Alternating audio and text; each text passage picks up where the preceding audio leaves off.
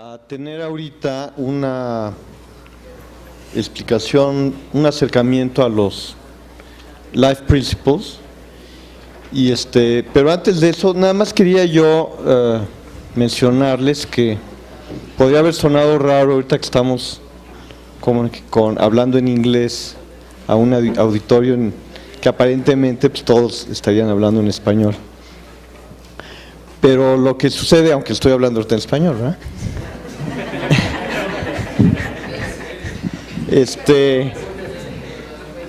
Lo que sucede es que este año, con mayor intensidad, estamos teniendo en el taller que empieza mañana, que es toda la semana, gente que viene de Inglaterra, gente que viene de Colombia, bueno, es lo mismo, ¿verdad? Porque viene de los dos lados, de Dinamarca, de Estados Unidos, y estamos muy orgullosos y muy entusiasmados de eso. Entonces, bueno, por eso es de que estamos ahí champurreándole entre el español y el inglés, y así va a ser en estos días, pero eso tenemos triple aprendizaje: ecología, biomimicry, inglés, español y después un poquito de mezcal. Entonces Megan va a dar una pequeña explicación y después vamos a entrar a una pequeña actividad. O sea que I don't know if I was listening to all of that, but for you English speakers, I think Raul was just saying that I was going to give a very brief introduction to life's principles. We talked about it a little bit. I'm going to talk about it a little bit more. It's going to be the quickest in-depth introduction ever, so you guys will really have to be on your toes, and also that we're going to be going back and forth in the workshop between Spanish and English, and so there's going to be there's going to be biomimicry in the workshop, and ecology in Spanish and English. Is that more or less what you said? I wasn't listening to everything, but all right. The other thing is that life principles are with a terminology which is a little bit difficult to get in the first moment. So, any question, please ask it in any language you can imagine. Yeah, and Raul's going to answer. So here's life's principles reduced. Took out some of the conditions on the left and the operating conditions that you usually see on the bottom, but these are sort of the top level key principles. So in the center, we always want to be thinking about having our designs create conditions conducive to life supporting designs, life supporting conditions. And these are the top 6 levels: evolve to survive, be resource efficient, and when we're talking about being resource efficient, we're mostly talking about materials and energy in this particular wedge. Adapt to changing conditions, integrate development with growth, be locally attuned and responsive, and use life-friendly chemistry. So I'm just going to give you a few examples from biology. There are lots of human examples of how these life's principles are applied, but for now I'm just going to try to give you a really quick synopsis of how some biological organisms represent these design lessons from nature, or these deep life's principles. This one, in some ways, I think is one of the easiest ones to understand.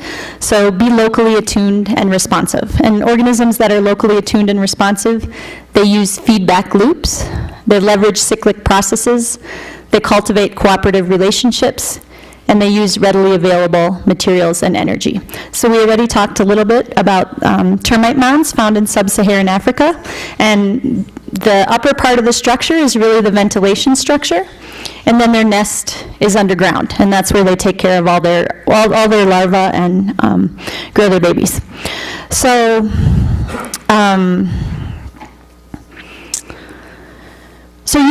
using feedback loops, the termites need to know where to put the next piece of dirt. They need to know where they're going to build the mound. They need to know how to build it, and they do all of that without a foreman. there's nobody in charge, right? There's nobody in the termite mound saying, okay, you go here and you put material here and you go gather material from there. But they use a lot of small feedback loops, including chemical feedback loops, in order to accomplish this collective task. Of course, in doing that, they're also cultivating cooperative relationships. There's no individual who sort of says, I don't want to be part of the crowd, I'm going to go off and do my own thing, and I'm just going to have this little baby mound. That would never function, right? They leverage cyclic processes in terms of taking advantage of changing weather conditions throughout the day. So they know that the sun's going to rise, they know that it's going to get very hot, they know the sun's going to set at night, and it's going to get very cool. So that is taken into account in their design. So leveraging that cyclic processes of the day as well as seasonal processes. And then, of course, they're using readily available materials and energy. The mounds are built out of dirt. There might be some processing that's, that they do internally, mixing their saliva or other things with those dirt particles in order to create these ventilation chambers. And then they're also taking advantage of readily available energy. So they're taking advantage of the air currents that move through the region in order to manage the temperature in their nest, as opposed to putting in an air conditioner or a heating unit in order to keep that temperature stable. So really quickly, termite mound is an example of being locally attuned and responsive. Being resource, material, and energy efficient. So ducks the subcategories in this be resource efficient category are use multifunctional design, use low energy processes, recycle all materials, and fit form to function. So these are green-winged teals, kind of duck, and they maintain their feathers, which are made of keratin, using a special oil that's found in a gland at the base of their tail. So they capture this oil on their bills, and then they spread it and work it into their feathers. And that oil and that action serves multiple functions. So it provides waterproofing of the feathers. They need that oil in order to maintain the waterproofness of their feathers. And it also conditions both the feathers and the beaks. And it also provides vitamin D, an essential vitamin to the ducks in the process. And the feathers fit form to function in several ways. So they have a barb and hook construction that allows them to separate and then zip back up and reattach, which provides flexibility, and it prevents the feathers from excessive damage. The shaft of the feather, or the middle part of the feather, is very hard, and it has a notch along the bottom edge, and that gives it strength in flight. And the keratin of the feathers is biodegradable, so the material gets recycled back into the environment, so an example of recycling all materials. And finally, the ducks use a low-energy process to conserve heat by having down feathers, so the really light, fluffy down feathers provide insulation, and then they have a counter-current heat exchange in their legs. So, multifunctional design, low-energy processes, recycling all materials, and fitting form to function, all in the teal-winged duck.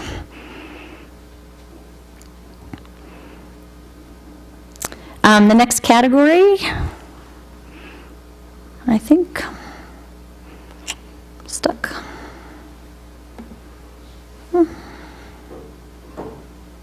There we go, is integrate development with growth. And sort of the sub-principles under that category are self-organize, build from the bottom up, and combine modular and nested components. So this life's principle emphasizes that in nature, there's not just an emphasis on growth and continued growth, but also development. So sometimes growth starts slowly as development occurs, for example, with human babies, and then growth takes off. So other times there are a lot of periods of alternating development and growth, like with human children. Human children go through growth spurts, right? And then there are other times where they're not growing quite so rapidly, and they go through periods of development. But the paper wasp also represents integrate development with growth really well. So the paper wasp's nest consists of a dome-shaped comb of up to several hundred cells. And all of those cells, if you've ever seen a wasp nest, you know they're suspended from a central stalk, right? So the female wasp emerges in the spring to form a new nest And after creating that stalk and just a few cells, she lays her eggs. And then she has to do all of this construction very quickly because there's a really high energetic cost to her of gathering the materials and protecting the nest when she's just one wasp. So she needs worker wasps to help her build more cells and feed the developing larvae and grow that nest. So this building of cells and caring for young, again, same with the termites, doesn't require a foreman, nobody's in charge, but it's a self-organized process that's found in a lot of social insects. And so once she has some helpers, once she has some wasps to help her, they start adding cells to the nest. And it's a modular approach to construction. So it matches the size and effort to the available workforce and resources. So if you don't have enough workers to do all of the work, you don't grow as quickly. Right? And these wasp nests make efficient use of limited resources by having each cell wall share a wall with each other. So modular and nested components to the nest. So there's an example of integrate development with growth in biology. For some reason this is sticking. Okay, so evolution is a change that spans across many generations, and traits are passed on to the young. So evolution arises through mutations in the genetic code of individuals or from the recombination of genes during sexual reproduction. And the process of natural selection sifts the beneficial and the not so beneficial mutations. So the process of evolution tends to favor individuals who have more beneficial mutations. And in evolving to survive, organisms need to replicate strategies that work, integrate the unexpected, and reshuffle information. So replicate strategies that work. In the beetle, it's pretty self-evident if you've ever seen a lot of beetles. So the hard elytra that cover their more delicate flight wings, so what you see there is actually a harder outer shell that protects their more delicate wings. Those are really common throughout the beetle family, but they have many different colors, textures, and shapes depending on what's most needed to survive in a particular environment. I'll show you a few different, if you're not as familiar with beetles. It's all the same strategy, but a very different look, right?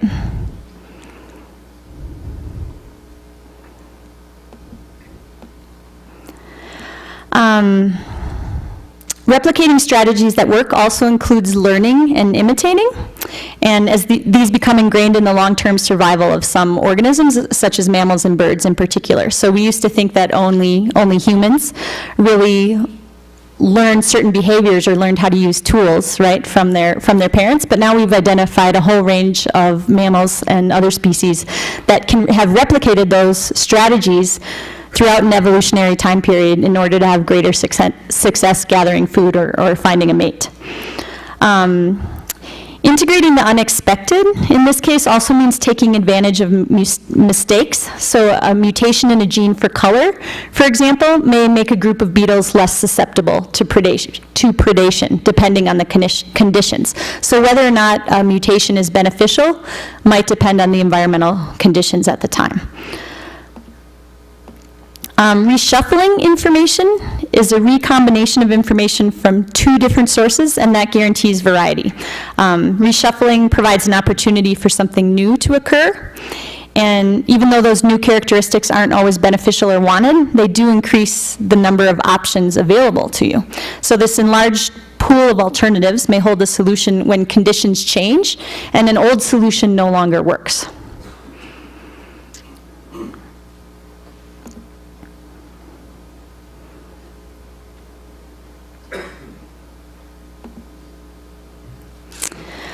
Adapt to changing conditions means incorporating diversity, embodying resilience through variation, redundancy, and decentralization, and maintaining integrity through self-renewal. So adapting to changing conditions is more about short-term changes, at least in the evolutionary timescale.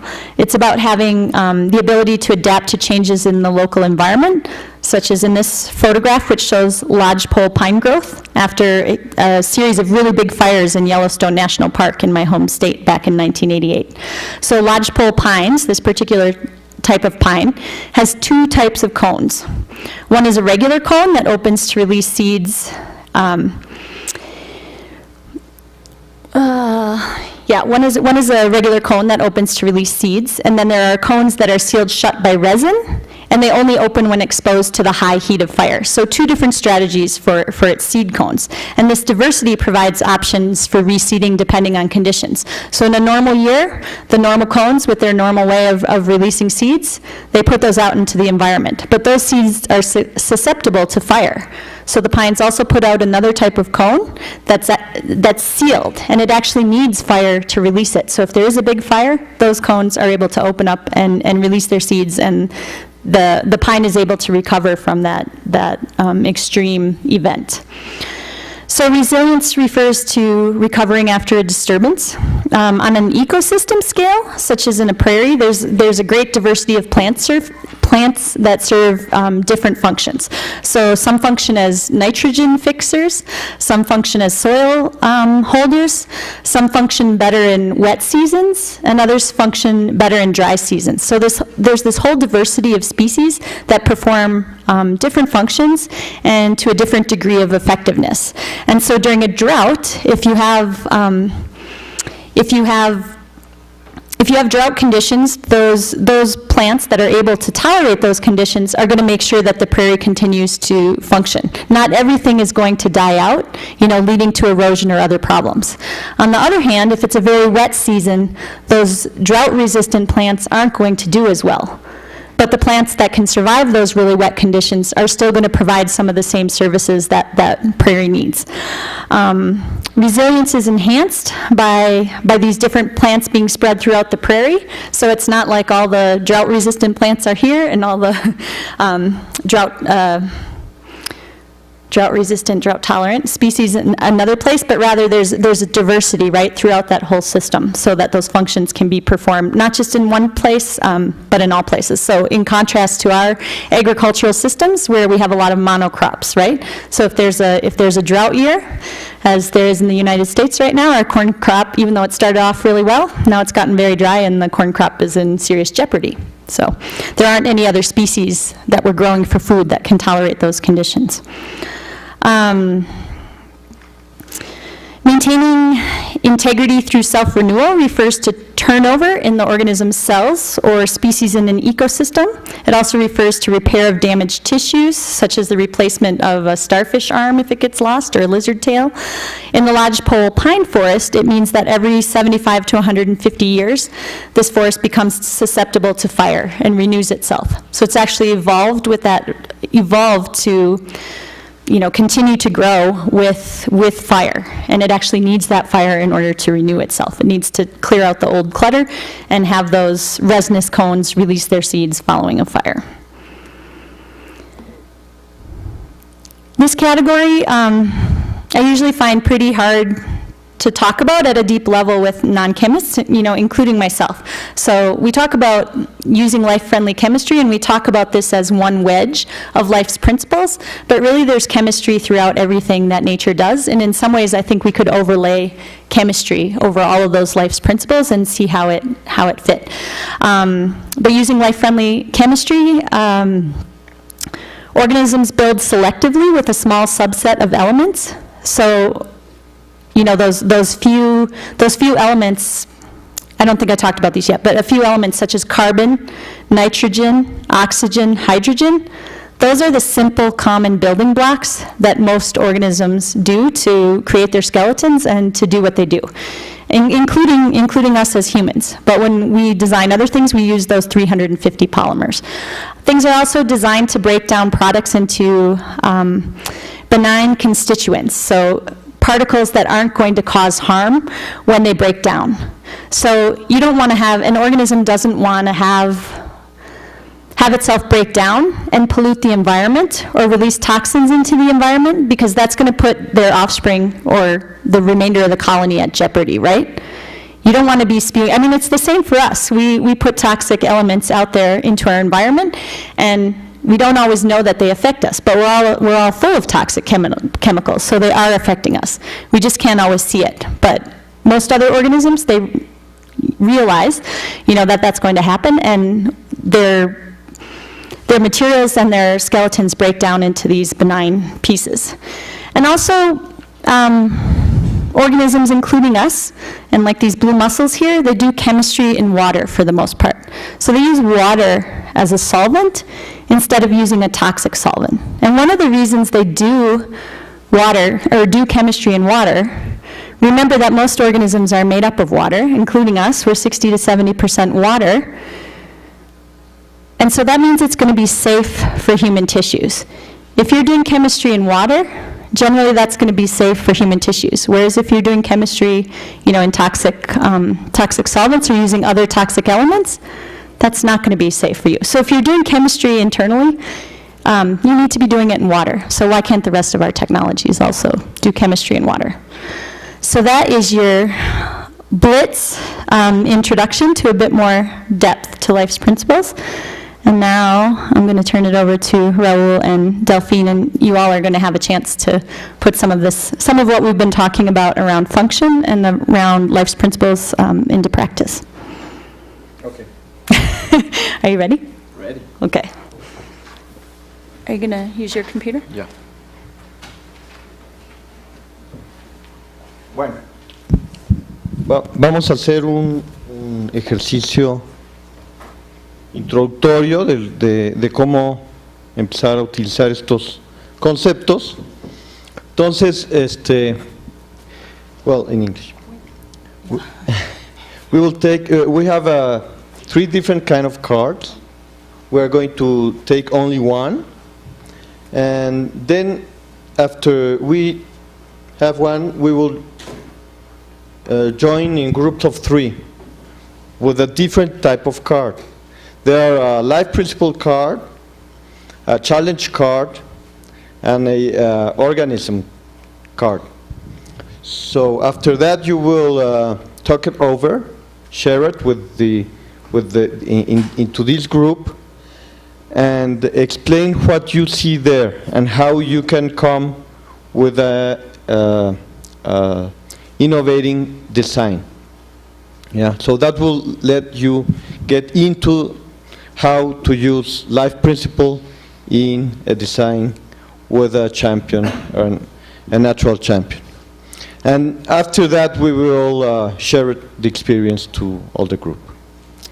Pues repartimos les encargamos las barajas, que las cartas que las necesitamos para el taller que vamos a estar haciendo. Entonces, después las entrega. Ok, entonces les vamos marcando el tiempo. Deja ver cómo.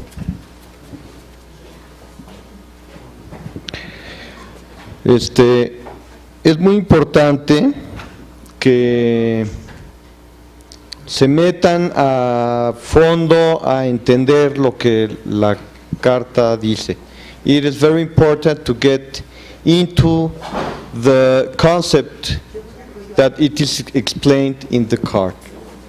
So you can share it and explain. You need to explain your card to the other 2 people in your group. Vamos a tener 15 minutos. We are going to have 15 minutes on sharing your ideas inside your 3-some group. Any question you want to ask to us, please do it.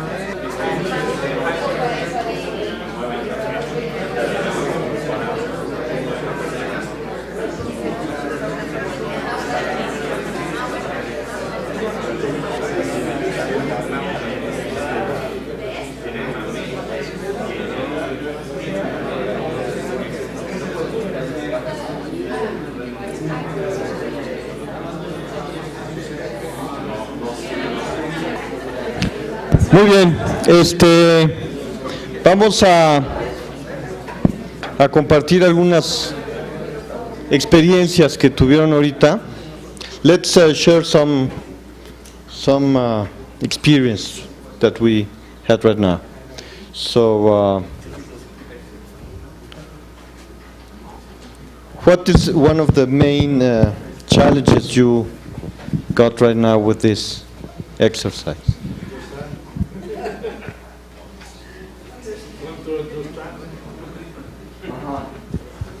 Understand? And apply to make all that work.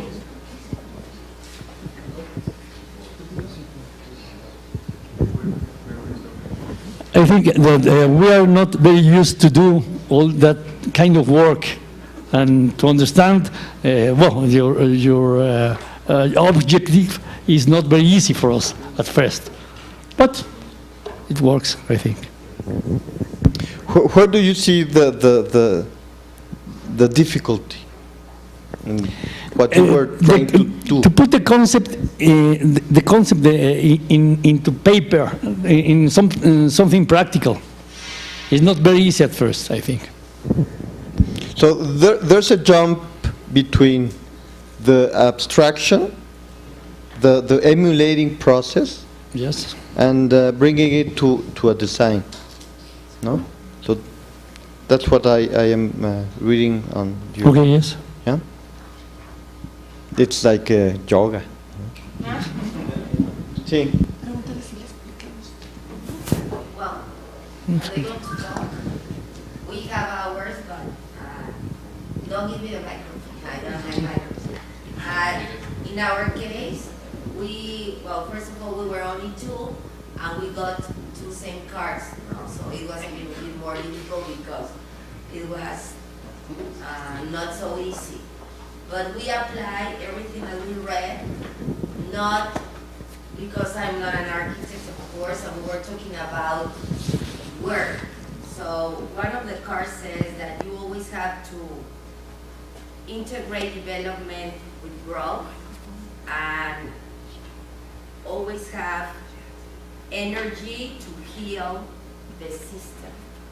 So what we did is we tried to picture the whole thing in a work, in a company, and we say that it is important to come with this constant energy to fight against all the problems you may face in your daily life with all the employees or your colleagues. And in case, well, when you have this energy, that we can say that it is magnetism, positivism, willingness, eagerness, it's very easy to fight against those negative things. If we have someone that is not working fine, we try to renew all this energy and try to help him or her, so we improve the whole thing can work. And without developing certain strategies, we cannot grow as a company. That's why we decided. So here's something very interesting, because what you are doing is bringing the life principle, which is a design principle that comes from learning how does life do things. So now you came to another level of using the life principles, and also that can become a policy or a strategy in an organization. So then you can approach another kind of ideas in that kind of design. No? Yeah.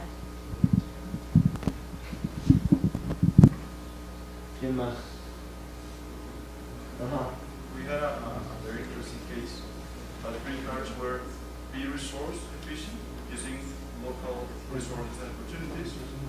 The challenge was clean surfaces, so how to avoid moisture in medical facilities, something similar to the example that Megan gave us with the sharks. And then a biology card that talks about the ear hair, which has a protein that converts mechanical vibrations of noise into electrical impulses. And then our biologist expert came. ¿Quieres hablar de eso? Porque yo no soy biólogo, yo no entiendo muy bien. Bueno, aquí el trabajo multidisciplinario que se está viendo, ¿no? Economista, ¿no?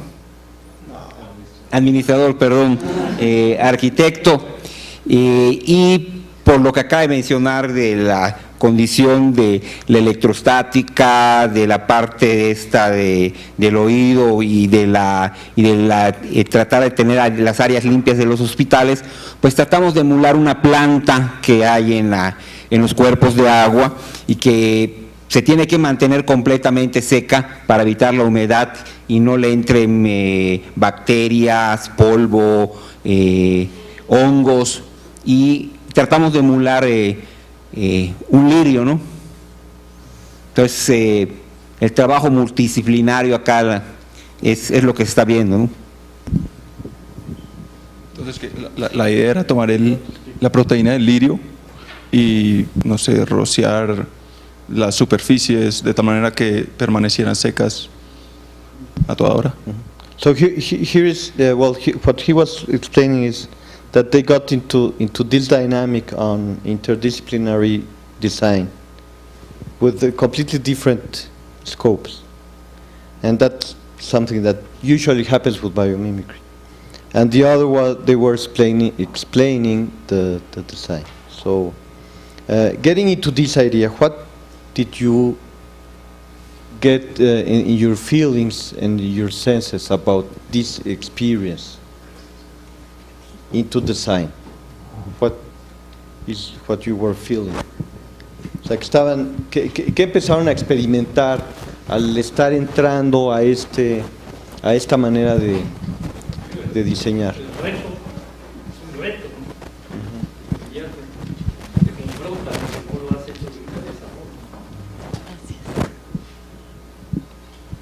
Well, at the beginning, a little bit frustrated because you get like these 3 cards and this is it. You have to design something, no? And so you want to go into the internet and look for what is this type of flower and start to, research, because you get something from nature that you don't really know how it works, and so that it's a really big challenge. And so from a superficial point of view, we were able to get some interesting conclusions, but I think that's it. Like we needed a biologist in the team, for sure.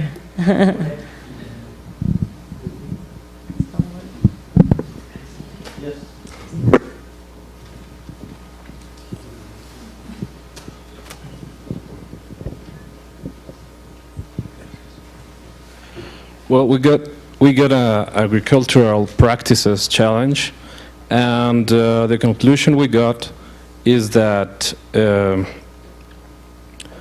we can mix several studies to develop a way to improve the way the agricultural is practiced. But the challenge that we found is that it will require a competitive team that will have to study very deep the climate and the environment, specifically when we are where we are intending to apply it. That will be very difficult, and I mean to do it massively, but I think it can be done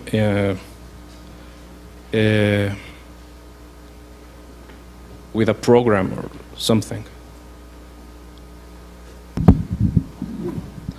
I think you're absolutely right. There's Janine in her book wrote about a gentleman, a scientist named Wes Jackson, and he's been working in the state of Kansas in the United States for I think, almost 30 years now, doing research into prairies and whether or not we can emulate prairies as an agricultural system in order to grow our food. So, yeah, a big challenge, agriculture.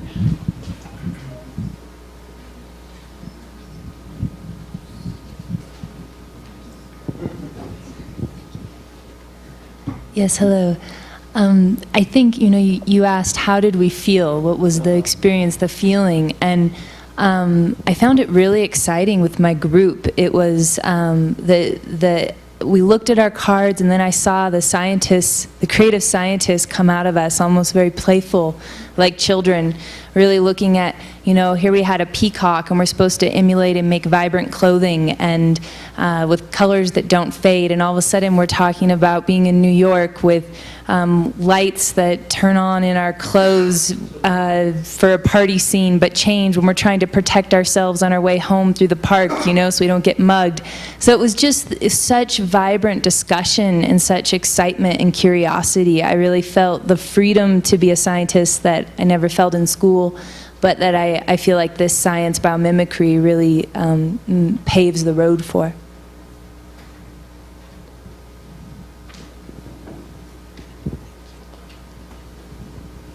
Yeah, and we often I didn't touch on that in my presentation tonight, but we often talk about sort of needing to quiet our human cleverness.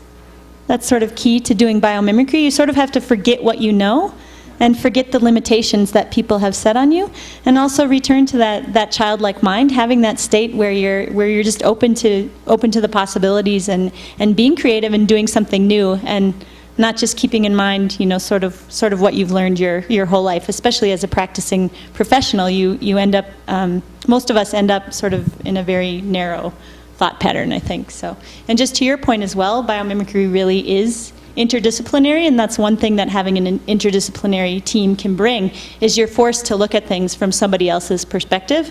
And biologists really are key. That's the number one thing we hear at the universities about their biggest challenge of bringing biomimicry into their classes is we need more biologists. So Delphine is very important to this course.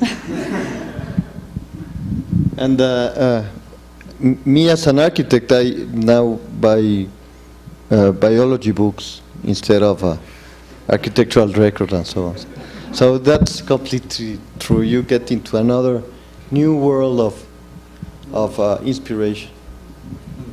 Yeah, me also. I buy architectural urban books. Yeah, and during 6 years working together, I'm talking more architectural slang. He's talking some biologist terminology. But the other thing is that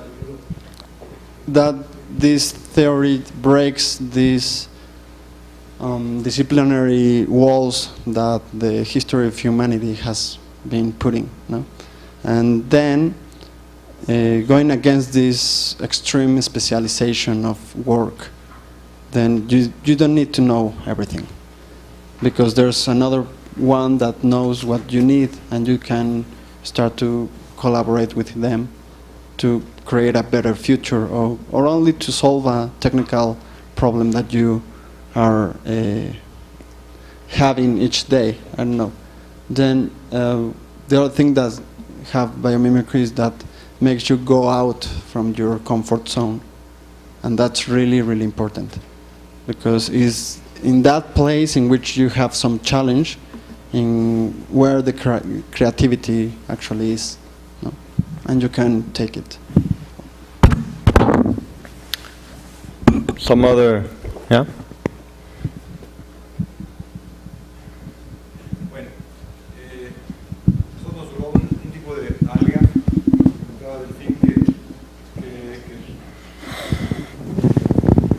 Gracias. Que crece hasta 30 metros en el fondo del mar y que tiene unas raíces que se anclan firmemente, pero que tiene unas burbujas en la parte superior y un diseño en espiral que hace que las corrientes marinas y las mareas no la afecten. Nuestro reto era ofrecer un marco resistente para una estructura habitable, y oportunidad de aprender de los errores, pues consistió en que tradicionalmente la edificación pretende oponerse a las fuerzas naturales de la naturaleza en vez de jugar con ellas, como juega en este caso el alga. Pensamos, y allá Delfino nos orientó muy bien, en tratar de entender cómo funcionan esas algas para poder aplicarlo a esa estructura. Eso nos llevó a la necesidad de pensar en unos cimientos que sean estructuralmente, compositivamente parecidos a los del alga para garantizar su anclaje en el suelo, pero que su desarrollo superior sea también de alguna manera como en el alga, mucho más flexible y eventualmente móvil. Esto nos llevaría a paradigmas distintos en cuanto a la edificación, con otro tipo de casas, otro tipo de edificaciones, por supuesto, pero que puedan ser eventualmente hidrodinámicas o en este caso no aerodinámicas, y en este caso también ofreciendo la posibilidad de jugar con el viento y usar el viento para generar energía eólica, ¿no?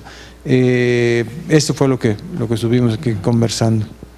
Pues como pueden ver, la variedad, the variety, the diversity on the science and possibilities are enormous when we get in touch with the natural world and with a very well-structured methodology and discipline.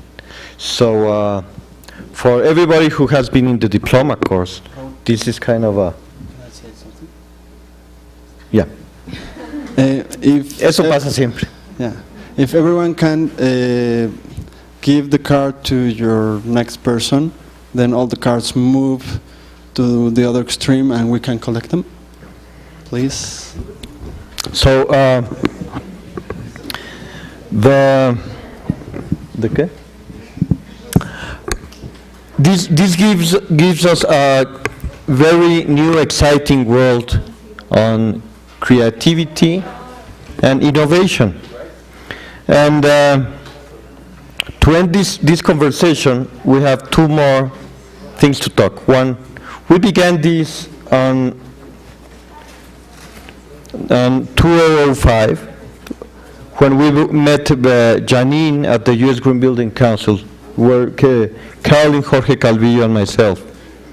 We began with this symposium with Bill Reed and Greg Franta from the Rocky Mountain Institute and Volker Hartford. Through all these years, we have been doing many different things. I would say that the most important thing we do is this 1 week workshop at the end, the finishing of the diploma course. So right now this is our 6th workshop. We go each year to the Biomimicry Educational Summit, where we share, and we are shared from different universities, how they teach and their experience with the different groups. Maria Luisa is going to talk a little bit about that. And this is kind of a organical way we've been coming up that involves educational programs, conservation, organizations, research, the relation with the Biomimicry Institute. And we see us like that, as a big community with big diversity, confronting different kind of challenges, as you can see this tree. She is Dana Baumeister, who is the co-founder of the Biomimicry Guild.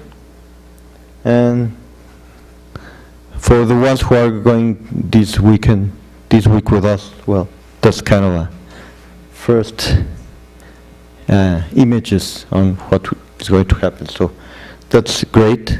And well, Maria Luisa, if you can come and show us. No. A ver, window. Acá está. Okay. Okay, thanks. Okay, this is it's just a very quick glimpse of the... Igual que interrumpe Delfín. Yeah.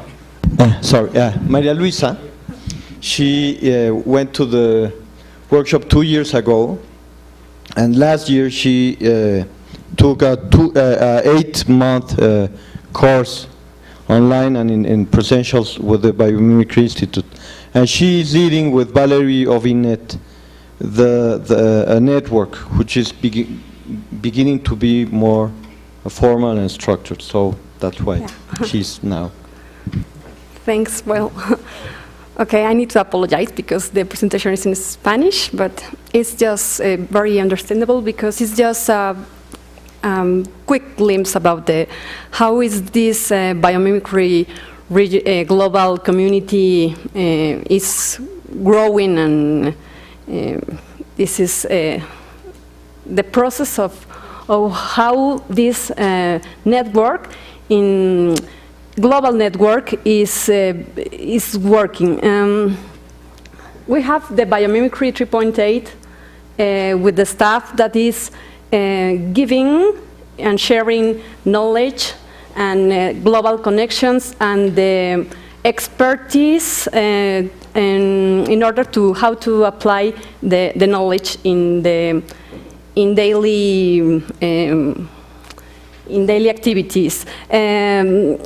The Biomimicry 2.8 thinks that the network is like an ecosystem, and each network, regional network, has to share and with the whole entity of networks their results and the process that it's mainly focusing in, for example, there are 3 stages that each network needs to be to achieve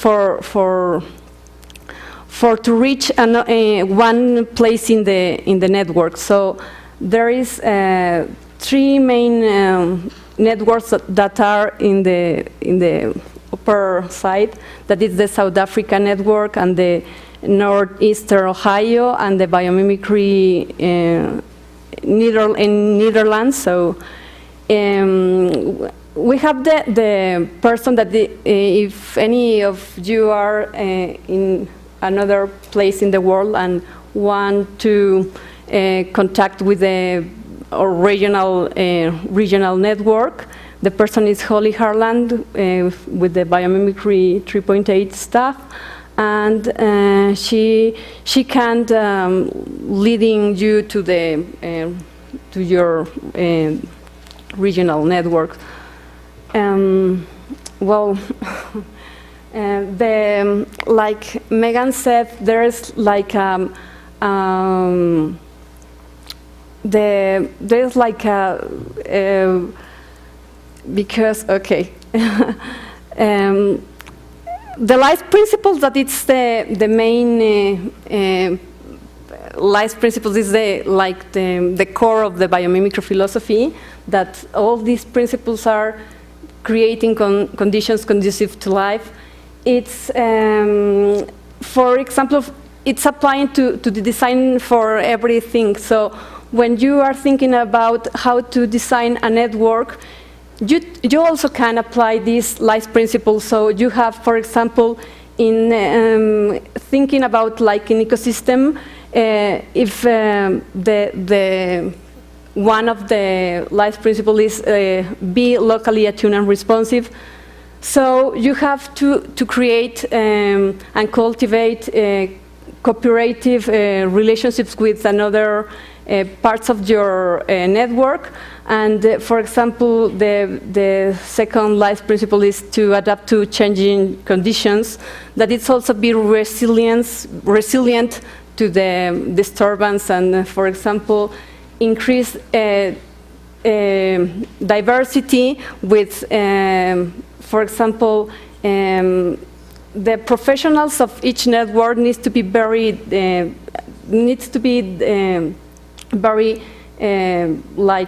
diverse, for example, biologists working together with architects, like you said, that this was like needed, and for example, with business people. And there is another stage that is the affiliate, potentials affiliates, that, for example, it's just seven networks, the Texas, Oregon, Mexico, Switzerland, Chicago, and San Francisco. And there's another other kind of a stage that is the seed, that is just networks that are sharing knowledge and creating awareness about biomimicry. And for example, is the network of New York and India, Japan, and like 5 other networks. But there's also like in different regions around the world, and wanting and asking to the Biomimicry 3.8 to create networks, but there is like you need to qualify to be considered to create your regional network. And for example, the idea is to attract and connect leaders about different like sectors, and this is how you can catalyze the knowledge and how you can diversify the network. And there is, for example, just about thinking in the regional network in Mexico, we are now in the status of affiliate, but there is like established dates that this in the elapsed time that you have to achieve this status, and this like kind of 1 year. But because of this growing and develop of this network is in a kind of organic process, there is no like a deadline for this.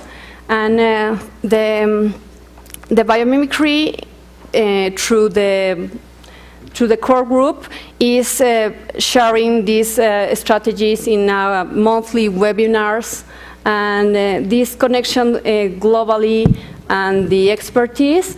And in exchange, we need to share with the Institute, with the Biomimicry 3.8, our stories of what we are doing here, and with like dashboards with the results of, for example, the needs that we have, the impact and the value that we are creating, applying biomimicry.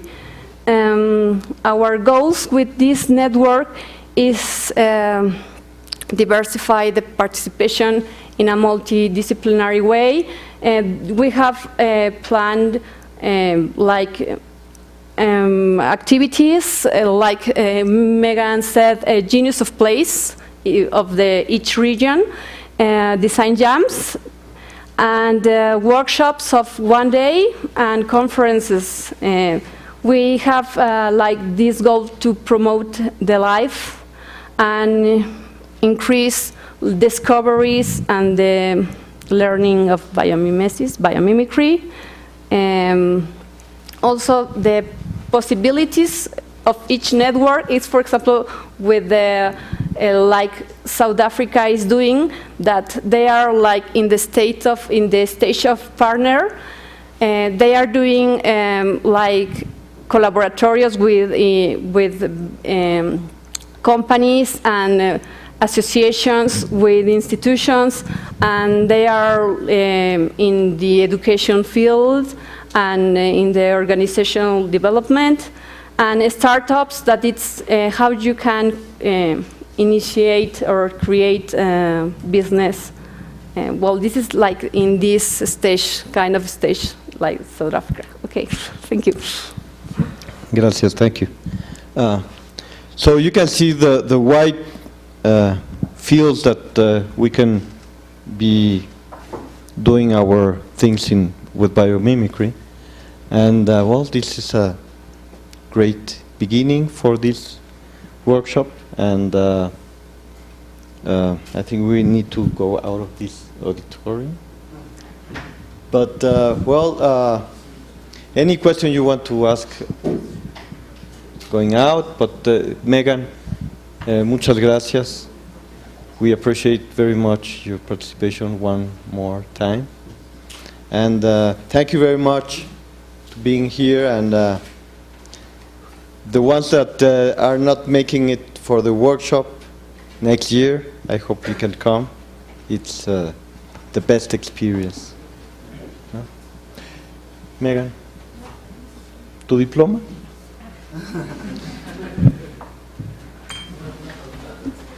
Sí. Hoy se hace permanentemente todos los años, cada cuánto tiempo. Es todos los años en esta época, terminando el diplomado, empezamos el taller siempre. Entonces sí es una vez al año. El taller corto, ¿qué?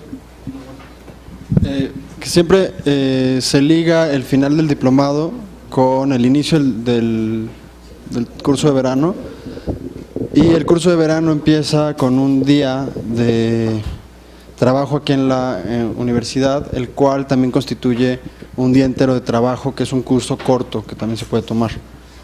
Entonces hay mucha gente que está interesada y que no puede irse una semana entera, entonces el primer día del curso de verano constituye un primer día de acercamiento y de profundidad de ejercicios cada vez más profundos en donde se puede ir trabajando. Pues. Sí, es la introducción al taller de todas las... Sí. Habían dicho algo de un lugar físico donde se estaba haciendo investigación o algo de esa que... Pues estamos, algunas personas estamos haciendo algo en nuestra guía profesional. Iniciamos unas investigaciones con 3 organismos que ahorita están para dar investigación. Es un reto para México también, ¿no? Trabajo en investigación y en proposición. Y esto lo hemos visto a lo largo de todo el diplomado, ¿no? Cómo las personas que están proponiendo cosas están constantemente desarrollando investigación.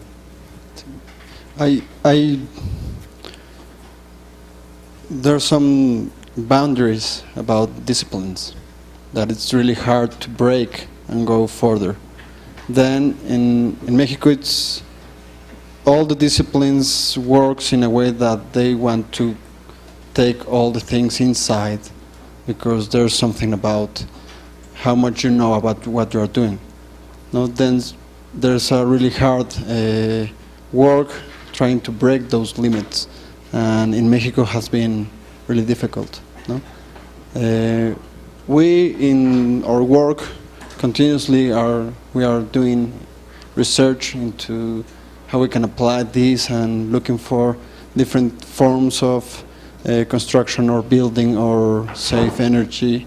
No, but it's difficult, especially in the academy. These boundaries are really strong. Mañana, tomorrow is ¿en qué? En el QS 7. Where are we going to work tomorrow? Is it in the room QS 107. So it's in this same building at the end on the basement, in the basement. Pues vámonos. Gracias por todo, Megan.